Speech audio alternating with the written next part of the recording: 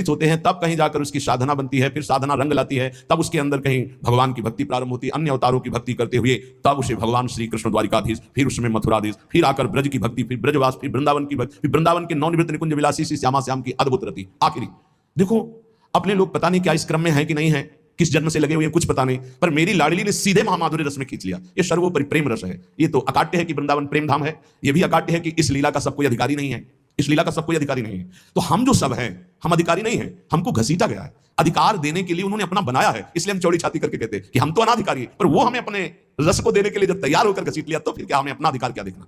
प्रार्थना है यहाँ एक, आप जैसा सोचोगे वैसा बन जाओगे, जैसा बनना वैसा सोचिए। एक बार जिसे हमारी स्वामिनी ने स्वीकार कर लिया, कभी उसका पतन नहीं हुआ, कभी उसका नाश नहीं हुआ, कभी उसको छोड़ा नहीं। महिमा क्या सुनी नहीं, हम तो ऐसे। तुम अपने अंतःकरण को लेकर बात करते हो, श्री जी को लेकर बात करो।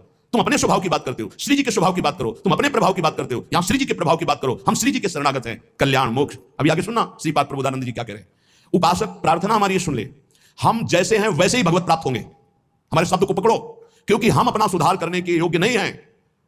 मुंह सोना बिगाड़न को और तो सोना सवारन को, बस मैं आपकी शरण में हूं, इसी से भगवत प्राप्ति होती है। वो है सब ठीक कर लेंगे। एक दिन आप सच्चे महात्मा बन जाएंगे, एक दिन आपका सारा छल कपट नष्ट हो जाएगा। आपकी शरणागति होनी चाहिए। आपके अंदर जो विकार आते हैं, आपके अंदर जो बाहरी और आंतरिक समस्याएं आती हैं, वो आपके अहंकार को चूर करके शरणागत करने के लिए आती है। हे नाथ, मैं नीच हूं, अधम हूं, स्वीकार करो। इसके लिए नहीं आती कि आप नकारात्मक सोच करके हट जाए, वो सकारात्मक सोच के लिए आती है कि देखो तुम किसी काम के नहीं हो, अब प्रभु के हो जाओ, अब श्यामा श्याम के हो जाओ। साधु संग से सकारात्मक सोच आती। रोज सत्संग सुनने वाला नकारात्मक सोच रह नहीं सकती, क्योंकि रोज सोहनी लगती है, रोज पोछा लगता है, हृदय रोज पवित्र होता है।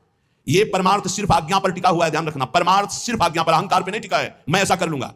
श्यामा श्याम गुरु के मृदु मुस्कान से हमारे हृदय में प्रकट होते हैं। श्यामा श्याम हमारी साधना से नहीं, गुरु की भीनी दृष्टि हुई कि श्यामा श्याम की दृष्टि हृदय में प्रकाशित हो गई। ये बिल्कुल छाती की बात कह रहा हूं, मान लो। तुम्हारा केवल जीवन यंत्रवत होना चाहिए। कल्याण मोक्ष इसकी कोई परवाह नहीं। कल सुना था, नर्क स्वर्ग अपवर्ग आसन त्रास है, कोई हमारे अंदर आशा नहीं, ना कोई भय है। श्यामा श्याम श्यामा श्याम सखी मिली नाम रूप गुण। एकांत में बैठकर कभी मंजीरा या ताली और शुरू कर दो चतुरासी जी पूरी, जो ही प्यारों से लेके आज बात देखिए तो प्यारी रंग भरी। देखो आप रोज करके। नहीं, हमारा मन के गुलाम हो कि मन को गुलाम बनाना है।